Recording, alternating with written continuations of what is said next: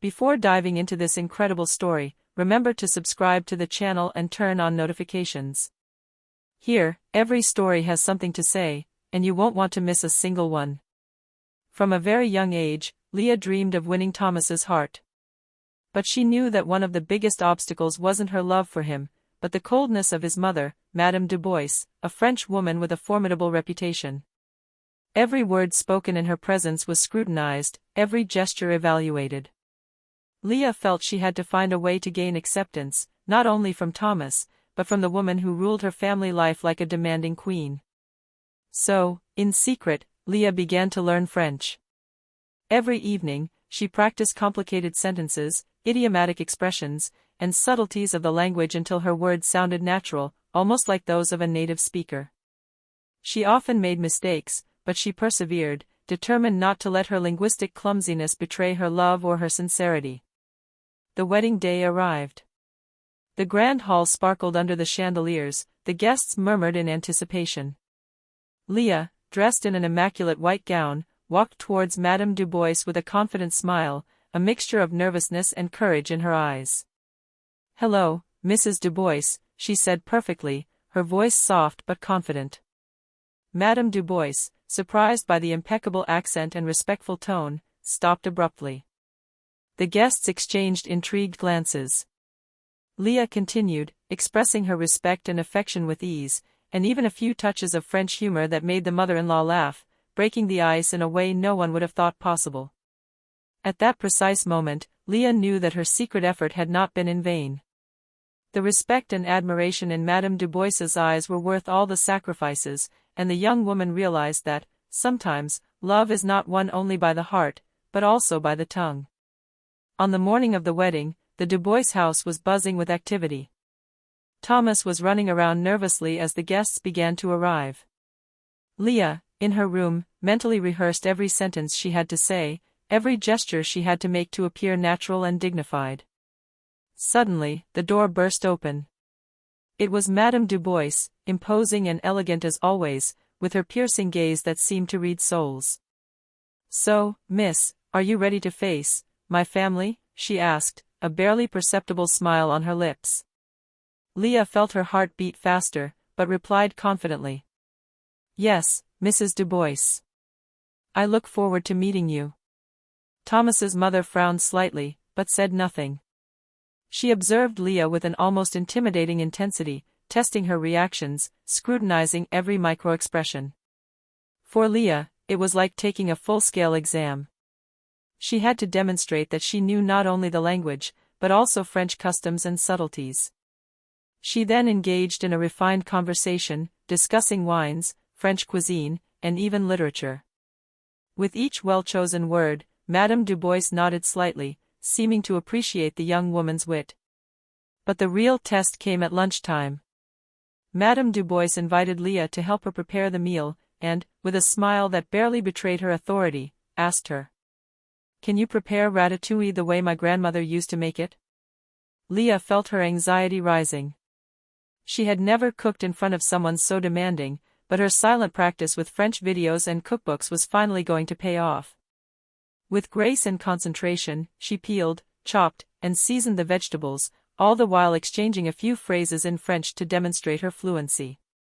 When Madame Du Bois tasted the final result, a heavy silence fell. Then, unexpectedly, a slight smile appeared on her face, almost imperceptible but filled with satisfaction. "Very well, miss, you could almost be French," she said finally, leaving Leah to hold back a breath of relief. This first triumph, however small, gave Leah the confidence she needed to face the rest of the wedding. She now knew that her secret study of the language had not been in vain.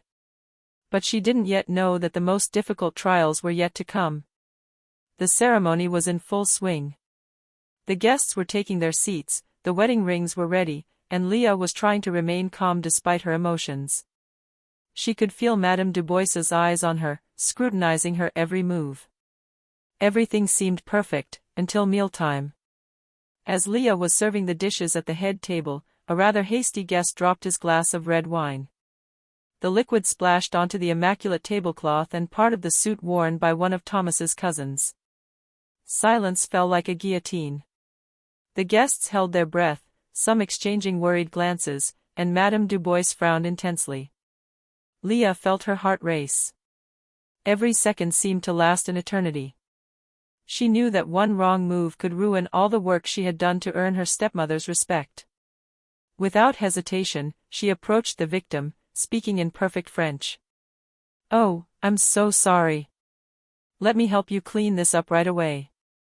She grabbed a towel, quickly cleaned the suit, all while maintaining a reassuring smile and elegant words, demonstrating her mastery of the language and her composure. Madame Dubois, observing the scene, said nothing at first. Leah thought all was lost. Then, slowly, a small smile appeared on her stern face. She nodded her head approvingly, visibly impressed by the speed and grace with which Leah had handled the incident. "Well done, miss, you kept your cool," said Madame Dubois, her voice full of a rare warmth. Leah felt a weight lift from her shoulders. She understood that her perseverance and secret efforts to learn French were finally beginning to pay off. But the day wasn't over yet. The trials of marriage and the intricacies of the Dubois family would continue, and Leah knew she had to remain vigilant. As she walked away to serve the other guests, Leah smiled inwardly. She had passed her first real test, and, for the first time, she felt that Madame Dubois might perhaps become an ally, or at least, less formidable. After lunch, the guests moved to the main room for toasts and speeches. Leah knew this moment would be crucial. It was her chance to demonstrate not only her fluency in French, but also her authenticity and affection for Thomas and his family. When Madame Dubois stood up to announce Leah's speech, the young woman felt her legs tremble slightly. Her hands were sweaty, but she took a deep breath and stepped towards the microphone. The murmurs of the guests ceased instantly. "Hello everyone. I would like to thank each and every one of you for being here today," she began, her voice soft but clear, without hesitant accent. She spoke of the respect she had for Thomas's family, the love she felt for her future husband, and the efforts she had made to get closer to Madame Dubois. Her words were simple but sincere, punctuated with touches of subtle French humor that brought smiles to the guests' faces. But the most difficult moment came when she spoke directly to Madame Dubois. "Mrs. Dubois, I know that gaining your trust has not been easy. I learned your language, not only to communicate, but to show you that I respect your traditions, your values, and above all, your family. I promise to always cherish Thomas and to do my best to be worthy of your trust." A heavy silence fell. Leah dreaded Madame Dubois's judgment. For a few seconds, it seemed as if time had stood still. Then, unexpectedly, Madame Dubois stood up and walked towards Leah. She placed her hand on the young woman's shoulder, her eyes shining with emotion. I wasn't expecting that," she murmured. "You've worked hard, and I can see it. You are truly exceptional." The guests applauded softly, impressed by Leah's sincerity and Madame Dubois's unexpected reaction. Leah felt tears welling up, but she held them back, overwhelmed by a mixture of relief and happiness. This speech marked a turning point. On that day, Leah not only gained the respect of her stepmother, she also gained her recognition and a place in the hearts of the Dubois family. But even though this success seemed perfect, Leah was unaware that the final moments before the final ceremony would hold yet another unexpected surprise. Evening was falling, and the ceremony was nearing its climax. The guests were all gathered in the reception hall, decorated with white flowers and flickering candles. Leah, dressed in her immaculate gown, felt a wave of nervousness wash over her. Even after earning Madame Dubois's respect, she knew that one last challenge could arise at any moment. While Thomas waited for her near the makeshift altar, Madame Dubois approached again. Her gaze was gentle but serious, as if she wanted to test Leah's resilience one last time. "Before everything begins, I would like you to tell me one last thing in French, something that comes from the heart," she said calmly. Leah took a deep breath. She knew this moment would demand all her sincerity and courage. She looked up at Madame Dubois and spoke with perfect clarity. "Mrs. Dubois, today I am not just asking you to accept me as your son's wife. I am asking you to accept me as someone who respects your family, who admires you, and who promises to protect Thomas and his happiness for the rest of his life."